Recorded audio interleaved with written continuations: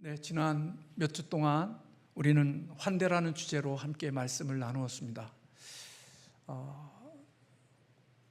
광복절이 있어서 자유에 대한 말씀과 그리고 전 세대, 우리 다음 세대들이 여름 수련을 하면서 우리가 함께하는 모임 가운데 예배에 대한 주제로 함께 말씀을 드리느냐고 사실은 겹쳐진 부분들이 있지만 4주에 걸쳐서 환대에 대한 주제로 말씀을 함께 나누었습니다. 이 말씀을 준비하면서 저를 포함하여 이 시대를 살아가는 사람들에게는 결코 어울리지 않는 너무나도 먼 거리에 있는 말씀이라는 생각이 저에게도 들었습니다. 어쩌면 권투 선수가 허공을 향하여서 펀치를 날리는 것 같은 그런 말씀의 증거가 될 수 있겠고, 또 말씀을 듣는 성도님들의 마음속에 불편한 마음을 갖게 할 수 있는 주제의 말씀이라는 생각도 들었습니다. 그리고 공허한 위침이 아닐까 하는 생각도 한켠에는 들기도 했습니다. 그럼에도 불구하고 오늘까지 5주에 걸쳐서 환대에 대한 말씀을 전할 수 있었던 것은 그것이 하나님이 원하시는 삶이고 하나님이 기뻐하시는 삶이라는 사실이 마음속에 느껴졌기 때문에 그렇습니다.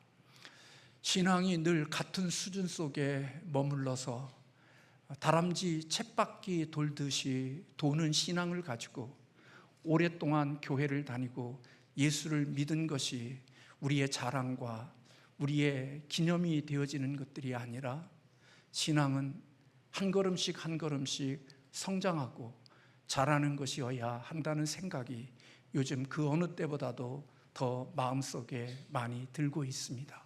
그렇게 살지 못함에도 불구하고 그렇습니다. 둘째 아들이 몸이 참 빈약하고 연약하고 참 마른 모습 속에 있었는데 어느 날 보니까 굉장히 몸집이 있고 근육이 있고 단단한 모습으로, 변화진 모습으로 제 앞에 나타난 모습을 보면서 제가 옛날에는 부실했는데 어떻게 저렇게 몸이 튼튼해졌을까 하는 생각이 들어서 물어보니까 매일매일 헬스하고 매일매일 근력을 만들어가는 일을 한다고 그러더라고요.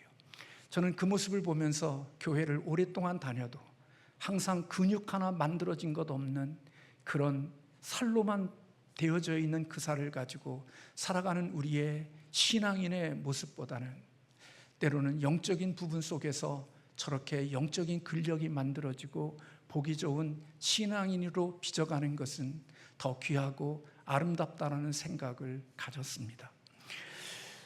오늘 말씀을 준비하고 환대에 대한 말씀을 준비하다가 보니까 디모데전서 3장 2절에 있는 말씀을 읽다가 보니까 거기에 교회의 직분자를 세우고 교회의 장로를 세우는 데 있어서 한번 자막 하나 띄워주시면 좋을 것 같은데, 그 말씀 속에 보면 나그네를 대접하며 라는 말씀이 기록되어져 있었습니다.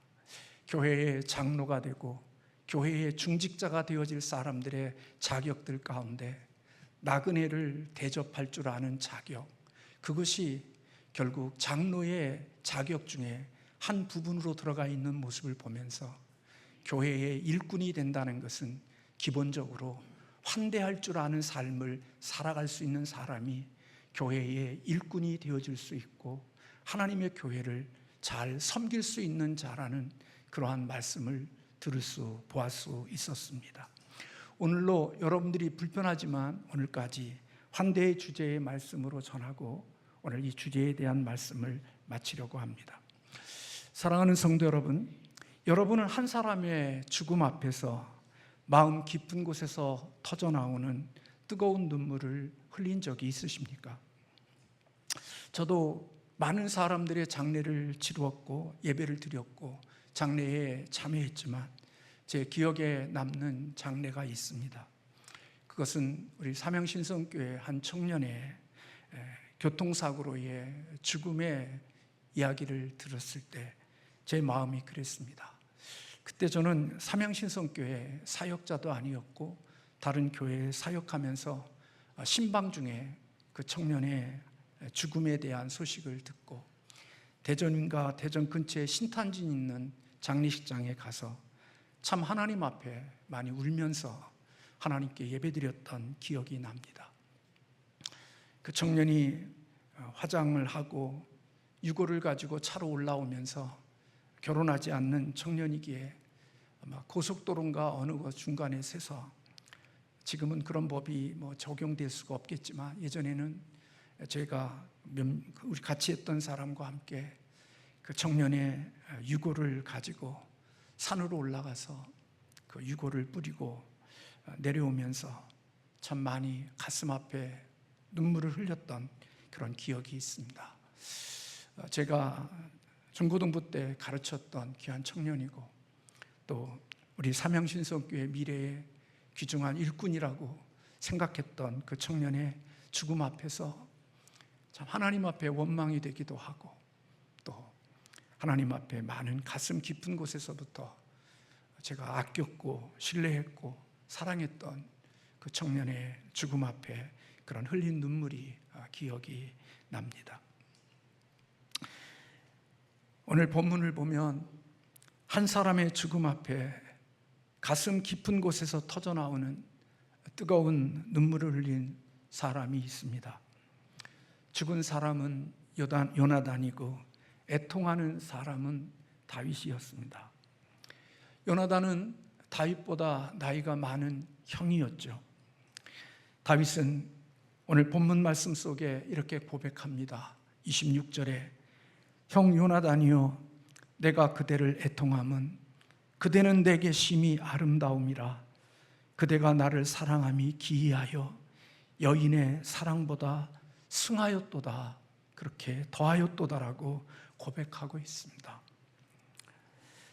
한 사람의 죽음 앞에 애도하는 노래는 고인의 삶의 내용과 생전의 모습들과 그와 유지했던 관계들을 알려주고 그리고 그 관계의 의미들을 보여주는 것이 바로 한 사람의 죽음 앞에 반응하는 애통이라고 생각이 되어집니다. 죽음 앞에 애통하는 그러한 마음은 그 사랑의 크기에 비례한다고 할 수 있을 것 같습니다. 다윗은 형 요나단에 대한 우정을 기이한 우정, 여인의 사랑보다 더한 사랑이라고 그렇게 말하고 있습니다. 이 땅의 남녀간의 사랑이 대단한 것 같지만 남자와 남자의 우정은 여인과 남자와 여자의 이성 간의 사랑보다도 더 진한 우정일 수 있다는 사실을 다윗과 요나단의 우정 속에서, 다니엘과 요나단과 다윗의 우정 속에서 우리는 발견하게 됩니다. C.S. 루이스는 그의 책 네 가지의 사랑에서 우리의 인간성을 초월할 수 있도록 성장시켜주는 것은 우정이다, 그렇게 이야기했습니다. 진짜 우정은 우리의 인간성을 초월할 수 있도록 해주는 것이, 그게 진짜 우정이 가지고 있는 힘이라고 통찰을 했습니다. 어쩌면 우리는 다윗이 겪는 심적인 고통을 이해하는 것이 어려울런지도 모릅니다. 왜냐하면 요나단과 같은 친구가 내 곁에 있어 본 적이 없기 때문에 우리는 다윗이 겪는 그 가슴 깊숙해서 우러나오는 애통과 애절한 눈물을 우리는 이해하지 못할지도 모릅니다. 또한 나 또한 역시 누군가에게 사람과의 관계를 맺고 친구과의 우정을 맺는다고 하지만 요나단과 같은 우정으로 누군가의 곁에 서본 적이 없는 그런 삶을 살아온 우리들이기에 다윗의 마음을 우리는 이해할 수가 없고 느껴지지 않을 수 있다고 생각이 됩니다. 우리는 늘 나를 중심에 두고 사람들을 이용하고 내 유익과 함께 거래하고 삶을 삶에 익숙한 삶을 살았지, 요나단과 같은 그런 여인보다 더 나은 그런 사랑의 우정을 주거나 받은 적이 별로 없는 사람들이기에 다윗의 이 깊은 마음을 우리의 마음으로 이해되지 못할 것 같고, 담임 목사 또한 역시 그러하다고 여겨집니다. 다윗에게 있어서 요나단은 어떤 사람이었기에 어떤 그런 사랑을 느끼고 그런 마음들을 가질 수 있게 했고, 그의 죽음 앞에 이런 눈물을 흘리게 한 것일까요? 잠언서 18장 24절에 보면 많은 친구를 얻는 자는 해를 당하게 되거니와 어떤 친구는 형제보다 친밀하다, 그런 말씀이 있습니다. 지혜자가 보니까 친구를 많이 두고 살아가면서 나는 친구가 이렇게 많아 자랑하고 있지만, 돌이켜보니까 어느 때를 만나면 그 친구들이 다 나를 해롭게 하고 나를 힘들게 한 그런 사람이었지만, 어떤 친구는 형제보다도 더 친밀한 형제가 있다라는 사실을 보았던 것이지요. 그러므로 친구가 많은 것이 자랑이 아니라 그것에 어떤 친구가 있느냐, 그것은 정말 우리의 인생 가운데 속에 참 중요한 일이라고 여겨집니다. 다윗에게 있어서 형이었던 요나단은 사무엘상 18장 1절의 말씀에 보면 이렇게 기록되어지고 있습니다. 다윗이 사울에게 말하기를 마침에 요나단이 마음이 다윗의 마음과 하나가 되어 요나단이 그를 자기 생명같이 사랑했다, 그렇게 기록하고 있습니다. 요나단은 다윗을 만나자마자, 다윗을 보자마자 그가 마음과 마음이 연결이 되어졌고 상호간에 용납이 되어지는 그런 모습이었고, 자기 생명같이 사랑하는 마음이 요나단에게 있었다고 기록하고 있습니다. 그런 면에서 볼 때 우리는 요나단의 안목을 볼 수 있는 거지요. 요즘 정치하는 사람들 가운데나 또 우리들을 통해 안목이 부족해서 자기 곁에 사람을 잘못 뒀다가 참 난처함을 겪는 사람들을 우리는 참 많이 보잖아요. 그뿐만 아니라 우리들도 사람을 보는 안목이 없어 이상한 사람 곁에 두었다가 인생의 처절한 쓴맛을 보는 사람들이 이 땅에 많이 있는 것 같은데, 요나단은 사람을 볼 줄 아는 안목이 있었던 것 같습니다.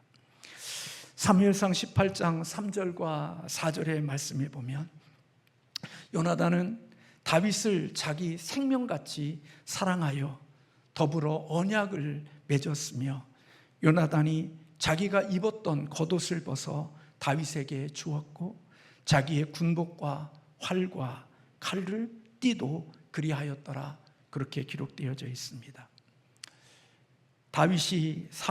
요나단이 다윗에게 더불어 사랑하여 언약을 맺었다, 그렇게 기록하고 있습니다. 언약은 구약에서 가장 중요한 개념이지요. 하나님이 우리와 언약을 맺으시는 분입니다. 이 언약이라는 것은 비록 다윗과의 언약이지만 서로의 우정에서 빠져나갈 구멍이 없다고 생각하고 자신을 위탁하는 것이고, 친구가 곤경에 처했을 때 그곳에 함께 하겠다고 하는 것이 바로 언약이 담겨져 있는 의미인 것입니다. 그러므로 언약이라는 것은 상호간에 서로를 묶는 것이지요.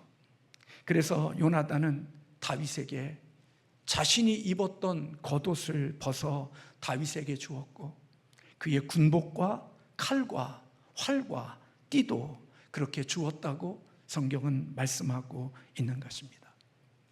이러한 모습은 이제 요나단과 다윗에게 있어서 구별이 없어진 것입니다. 이제는 그들은 동등한 관계이고 서로 같은 위치에 있는 자들로 여기며, 요나단은 자신의 군복을 비롯하여 자신의 칼, 활, 띠, 이 모든 것을 다윗에게 입혀줌으로 다윗과 자신이 같은 위치요 같이 하나 되어졌다는 사실을 오늘 그렇게 언약으로 맺어 주었던 것을 볼 수가 있는 거지요. 이후 사울이 다윗을 신뢰하여 군대 장관으로 삼았을 때 온 백성과 다윗을 따르는 사람들도 그것을 다 합당하게 여겼다고 성경은 말씀하고 있습니다. 그런데 시간이 흘러 사람은 늘 변하기 마련이지요. 좋은 관계로 만났다가 참 비참하고 초라하고 원수로 끝나는 관계들이 이 땅에는 많이 있을 수 있습니다. 사울이 다윗을 만났을 때 그렇게 좋은 모습 속으로 만났지만 다윗이 점점 사람들에게 인기를 얻게 되어지자 요나단이 사울 왕이 다윗을 시기하게 되어지고 결국 사울 왕이 다윗을 제거하려는 마음을 갖게 되어집니다. 그때 아버지 사울 앞에서 친구 다윗을 위하여 변호해주고 다윗을 지켜준 사람이 바로 요나단이었습니다. 사무엘상 19장 4절에 있는 말씀을 보면, 제가 방송팀에 자막을 보내줬는데 뭔가 좀 한번 보십시다. 요나단이 그의 아버지 사울에게 다윗을 칭찬하여 이르되 원하건대 왕은 신하 다윗에게 범죄하지 마옵소서. 그는 왕께 득죄하지 아니하였고 그가 왕께 행한 일은 심히 선함입니다.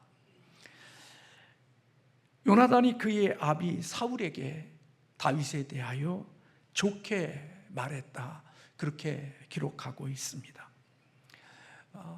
사울왕의 시기심 때문에 다윗을 제거하려고 하는 그 아버지 앞에 나서서 다윗은 왕께 득죄한 게 없고 왕을 위하여 항상 선한 일을 행한 사람이라고 다윗에 대해 좋게 말하고 그를 보호해주는 요나단의 모습을 볼 수 있는 것입니다. 그뿐만이 아닙니다.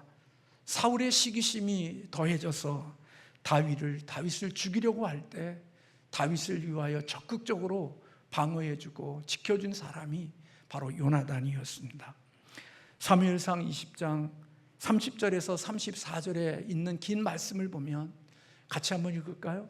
사울이 요나단에게 화를 내며 그에게 이르되 패형 무도한 계집의 소생아, 내가 이새의 아들을 택한 것이 내 수치와 내 어미의 벌거벗은 수치됨을 내가 어찌 알지 못하라. 이새의 아들이 땅에 사는 동안은 너와 내 나라가 든든히 서지 못하리라. 그런즉 이제 사람을 보내어 그를 내게로 끌어오라. 그는 죽어야 할 자이니라 한지라. 요나단이 그의 아버지 사울에게 대답하여 이르되 그가 죽을 일이 무엇이니까이까? 무엇을 행하였나이까? 사울이 요나단에게 단창을 던져 죽이려 한지라.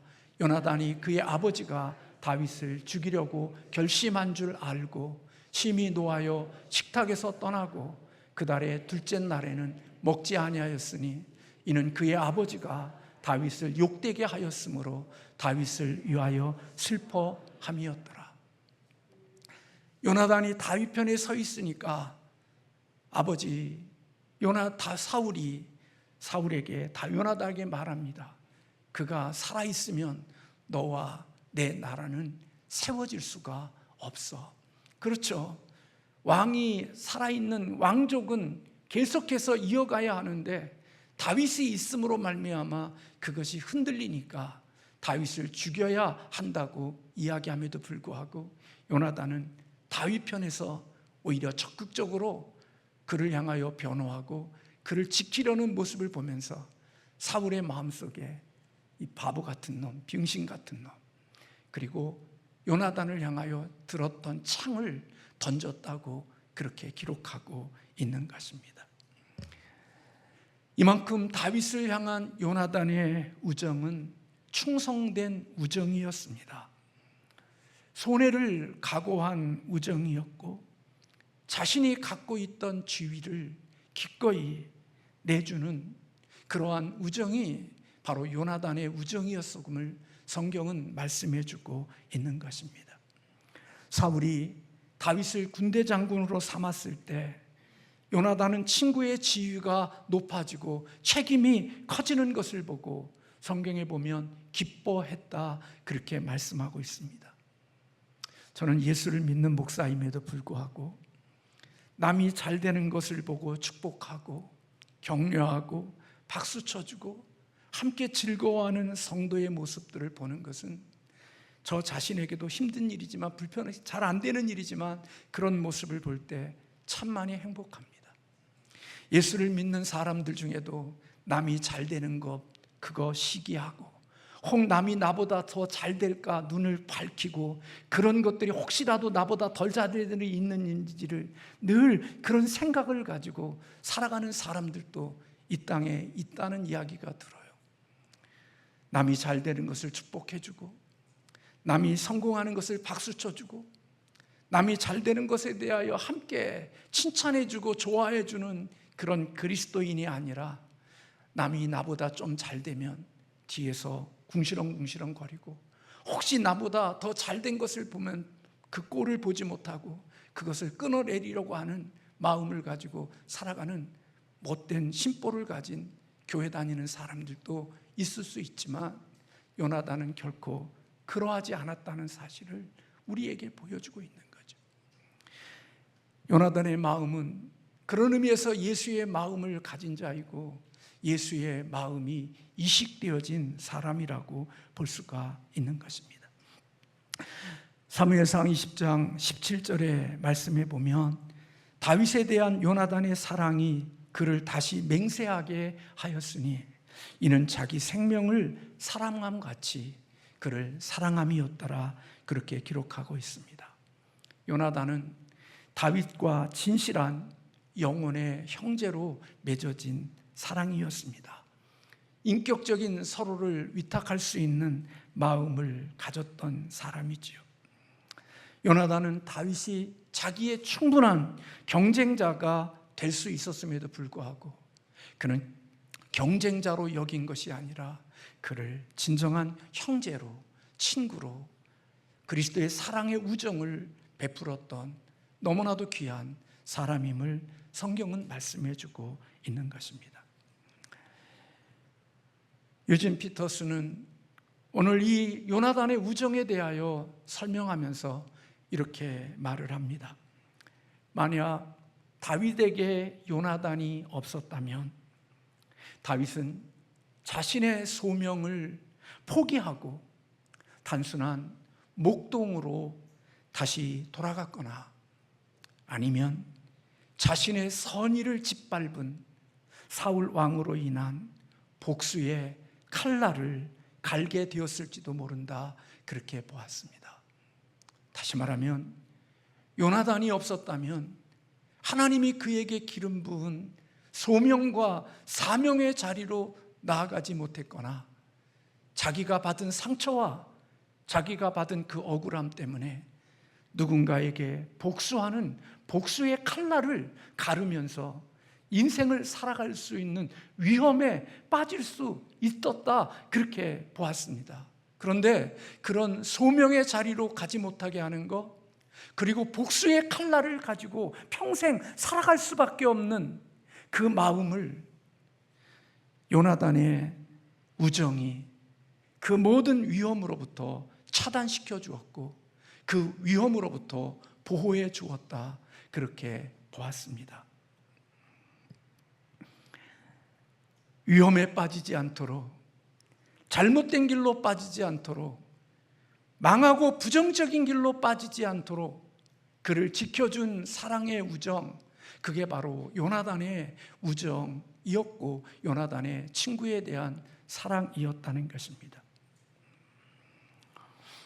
그러나 여러분, 이 같은 소중한 요나단의 우정과 함께 우리는 다윗은 그의 친구가 될 만한 사람이었음을 우리는 성경을 통하여서 볼 수 있죠.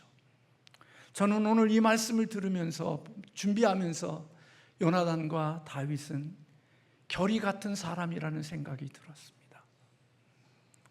결이 같은 사람, 그것이 얼마나 인생을 살아가면서 복된 일인지 모르는 거지요. 저는 요즘에 우리 예수님에 대한 생각을 하면서 우리 주님이 얼마나 위대하신 분인가라는 생각을 더 많이 하게 되고, 예수님의 마음의 크기가, 예수님의 사랑의 크기가 얼마나 큰 분인가라는 생각을 요즘 참 많이 갖습니다. 나같이 죄인이고 나같이 주님의 마음 모르며 엉뚱한 결이 다른 나와 함께, 나 같은 자와 함께 살아가는 주님의 마음이 얼마나 답답했을까. 여러분, 인생을 살면서 결이 다른 사람과 같은 공간 안에서 살아간다는 그것이 얼마나 힘들고 얼마나 불편하고 얼마나 어려운 일인지 모릅니다. 거룩하신 그 예수님, 온전하신 흠없는 예수님이 결이 다른 죄인들과 함께 살아가면서 그 공간에 오염되어지고 추하고 냄새나고 부패나고 썩은 냄새들이 나는 그 공간 속에서 거룩하신 주님이 함께 그곳에서 머물러 계실 때 우리 주님의 마음이 얼마나 힘들고 얼마나 아팠을까 하는 생각을 요즘 그 어느 때보다도 더 많이 합니다.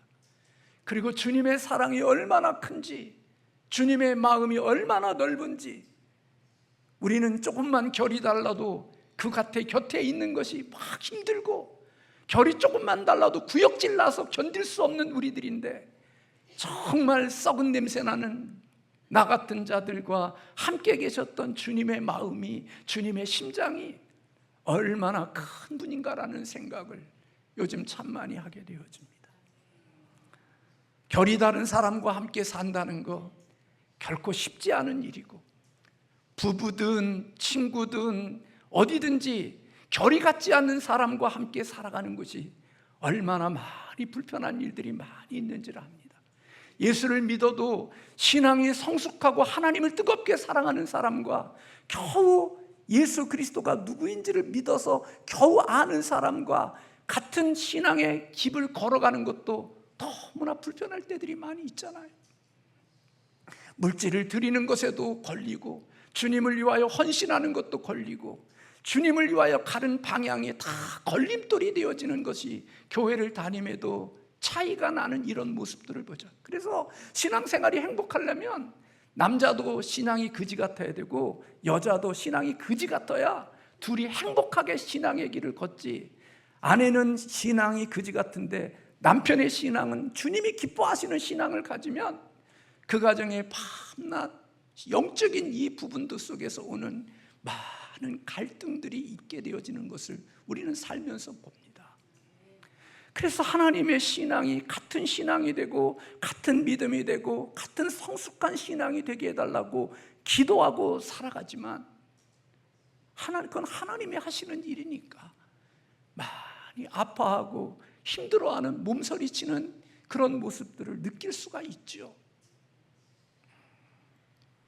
하물며 인간도 이런데 하나님이신 예수님이 나 같은 죄인과 함께 같은 공간에서 살아가실 때 얼마나 마음 아프고 얼마나 답답하시고 얼마나 마음속에 저린 애절한 그런 마음들이 있었을까 하는 생각을 요즘 참 많이, 주님을 생각하면 우리 주님이 얼마나 크고 위대한 분인지, 나 같은 자와 내 곁에 함께 계셔준다는 그것만으로도 주님이 얼마나 위대하신 분인가라는 생각을 더 많이 하게 됩니다.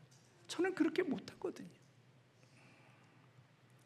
다윗과 요나단은 결이 같은 사람이었어요. 그래서 여러분, 요나단이 죽고 사울이 죽었을 때 그를 위하여 두 용사가 죽었다고 말하면서 자기를 괴롭혔던 사울을 위하여 함께 아파하는 다윗의 모습을 우리는 볼 수가 있습니다. 그가, 요나단이 살았을 때 자신의 미래를 요나단이 다윗의 손에 의탁하고 자신의 자녀들을 다윗이 보살펴 달라고 그렇게 위탁하는 이야기가 다윗과 요나단 속에 있었습니다. 다윗이 왕위에 오른 이후에 다윗은 요나단과의 약속과 언약을 기억했습니다. 그래서 그에게 은총을 베풀기를 원하는 마음을 가지죠. 사무엘하 9장 1절의 말씀에 보면 다윗이 이르되 사울의 집에 아직도 남은 사람이 있느냐? 내가 요나단으로 말미암아 그 사람에게 은총을 베풀리라 하니라. 여러분, 왕정시대에 왕족이 남아있는 것은 내 자리에 위협이 되어지기에 삼족을 멸해서 씨를 말려야 내 왕위가 든든히 세워질 수 있는 겁니다. 그런데 다윗은 왕이 되어진 이후에 사울의 후손들을 찾습니다. 그리고 요나단의 자녀들 가운데 무비보셋이라는 사람이 살아있다는 사실을 알게 되어지죠. 그리고 다윗은 그 무비보셋을 데려오게 합니다. 근데 여러분들이 잘 아는 대로 이 무비보셋은 피난 중에 유모가 떨어뜨려 다리를 저는 장애를 가진 사람이었습니다. 무비보셋을 찾아 다윗 앞에 이끌었을 때 무비보셋은 굉장한 두려움을 가졌을 거예요. 그때 사무엘하 9장 7절의 말씀에 그렇게 기록되어져 있습니다. 다윗이 그에게 이르되 무서워하지 말라. 내가 반드시 내 아버지 요나단으로 말미암아 내게 은총을 베풀리라. 내 할아버지 사울의 모든 밭을 다 내게 도로 주겠고 또 너는 항상 내 앞에서 떡을 먹을지니라. 사울왕이 가졌던 모든 재산을 무비보셋에게 주었고 장애를 가진 무비보셋이 다윗의 상 앞에서 같이 식사할 수 있는 그러한 놀라운 은총을 베풀어주는 다윗의 모습을 볼 수가 있습니다. 이런 다윗의 배려와 다윗의 사랑 앞에 무비보셋의 고백이 무엇입니까?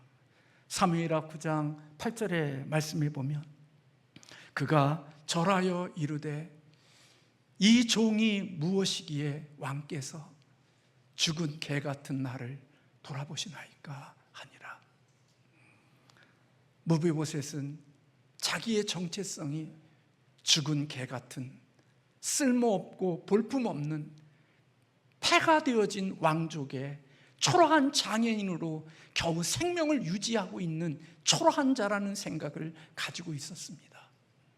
그런데 다윗은 그런 무비보셋을 찾아서 모든 사울 왕이 가지고 있는 조부가 가졌던 모든 것들을 다 돌려주고 그와 왕과 함께 식사하는 자리에 있게 하는 배려를 해주는 다윗의 모습을 보는 거죠.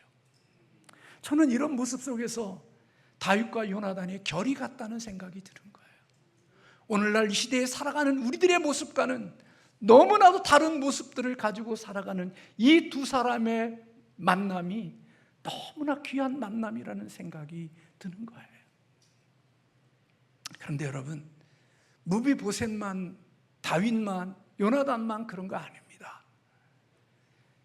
압살롬의 반란을 인하여서 다윗이 왕위를 쫓겨 피난길로 갔을 때 여러분들이 잘 아는 대로 무비보셋의 종이었던 시바가 간신의 충신 같은 시바가 나서서 종 무비보셋을 왜 오지 않았느냐고 그럴 때 모함하지요. 그래서 결국은 무비보셋이 가지고 있는 재산을 다 시바에게 다윗 왕이 속상해서 넘겨줍니다. 그리고 다윗이 피난길에 갔다가 모든 것들이 다 진압이 되어지고 다윗이 다시 왕궁으로 귀환했을 때 시바가 중간에 나서서 또 간신 노릇을 하죠. 그때 다윗이 무비보셋에게 묻습니다. 너 왜 내가 피난길에 너는 나를 따르지 않고 나를 욕했느냐고 그럴 때 시바가 중간에서 농간을 부렸다는 이야기를 다윗 왕에게 해주죠. 그리고 무비보셋이 사무엘하 19장 24절에 보면 그런 이야기를 합니다. 내가 다윗이 피난길에 오를 때 내가 발에 맵시를 내지 않았고 수염을 깎지 않았고 옷을 빨지 않았습니다.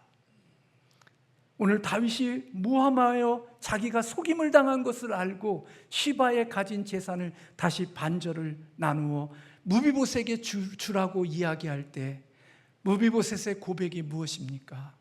왕이여, 재산은 나와 상관이 없습니다.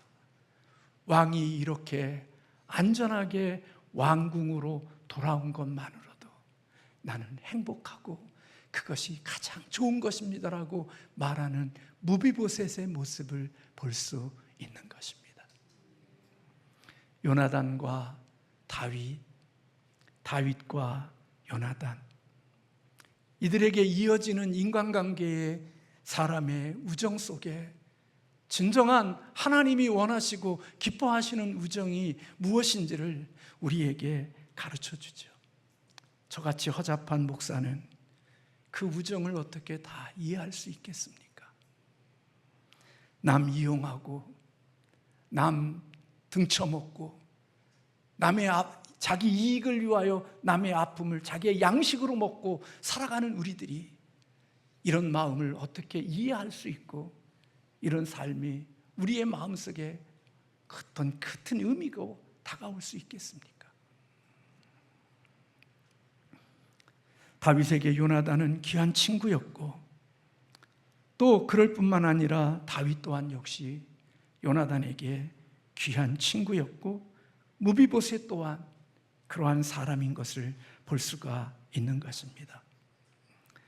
그들이 나누었던 우정은 너무나도 값비싼 우정이었고, 그리스도의 사랑 위에 세워진 우정이라는 사실을 생각해 볼 때 우리에게는 이러한 삶 가운데 이런 이와 같은 우정이 눈꽃만큼이라도 우리의 인생 가운데 속에 이런 우정과 사랑을 경험해 보고 살아가는 사람이 되었다면 좋겠다 하는 그런 생각이 들기도 했습니다. 진실한 사랑은 항상 선택과 행동과 충성이라는 세 가지의 요소를 갖고 있다고 합니다. 예수 그리스도를 오랫동안 믿은 목사이고, 교회를 오랫동안 다닌 목사이고, 오랫동안 설교한 목사지만 머리로만 알고 있는 신앙, 지식으로만 알고 있는 신앙, 그래서 우리의 신앙의 몸뚱아리는 에스겔 골짜기와 같이 마른 뼈들만 남아있는 신앙, 빼짝 마른 가뭄에 마른 나뭇가지와 같은 그런 모습을 가지고 신앙생활하면서 거창한 구호와 거창한 것만을 내놓고 살아가는 우리의 신앙으로 우리의 인생이 맞춰진다면 우리는 주님 앞에 내놓을 만한 게 없는 신앙이었기에 아니있는가 하는 아픈 마음의 생각이 들었습니다. 예수 그리스도를 믿고 주님을 따라가는 우리들의 모습 속에 이제는 에스겔 골짜기에 빼짝 마른 죽은 생명이 없는 그런 모습으로만 가득 채워져 있는 입만 무성한 열매 없는 신앙으로 이 땅을 살아가는 자들이 아니라 이제는 우리들의 삶 속에서도 마른 뼈가 변하여 그리스도의 군사가 되어지고 앙상한 가지에 um이 돋고 또 물이 흘러서 잎이 푸르고 열매 맺는 나무처럼 우리의 신앙들도 그렇게 열매 맺어가고 영글어가는 신앙이 되었으면 참 좋겠다는 마음이 오늘 이 환대라는 주제를 가지고 말씀을 준비하면서 제 마음 깊은 곳에 그런 소원이 생겼습니다. 살면서 자기 이익을 위하여 다른 사람의 눈에 눈물을 흘리게 하고 고통과 아픔을 주며 자기 만족을 위하여 헤집고 다니는 그런 미성숙한 그리스도인이 아닌 요나단과 같고 다윗과 같고 무비보셋과 같이 그리스도의 사랑으로 그런 은혜를 받은 자로 살아가는 삶이 되었으면 좋겠다는 생각이 들었습니다. 평생 살면서 죽은 개 같은 나에게 은혜를 베풀어 주신 그 하나님의 사랑과 그 하나님의 은혜를 경험하면서 인생의 호흡이 끝날 때까지 예수님을 이용하고 예수님과 거래하면서 내 만족과 내 기쁨을 위하여 살아가는 그런 낮은 신앙의 삶이 아니라 이제는 죽은 개 같은 나에게 너무나도 큰 은총을 베풀어 주시고 은혜를 베풀어 주시고 나를 살려주신 주님의 그 사랑, 주님의 그 큰 은혜에 이제는 주님을 이용하고 주님과 거래하며 살아가는 신앙이 아니라 얄궂은 것 주님 앞에 봉사하고 얄궂은 것 주님 앞에 드리면서 대가 없다고 궁시렁궁시렁 다니는 그런 미성숙한 신앙이 아니라 죽은 개 같은 나를 살려주시고 죽은 개 같은 나에게 은혜를 베풀어 주신 그 하나님의 뜨거운 사랑 앞에 나도 그 십자가의 사랑으로 반응하며 살아가는 성숙한 그리스도인으로 살아간다고 하면 언젠가 주님을 만났을 때 우리의 주님과의 만남이 뜨거운 만남이 될 수 있을 것이고 감격적인 만남이 될 수 있을 것이라는 생각이 들었습니다. 저와 여러분에게 이런 축복이 있기를 주님의 이름으로 축원합니다. 기도하겠습니다.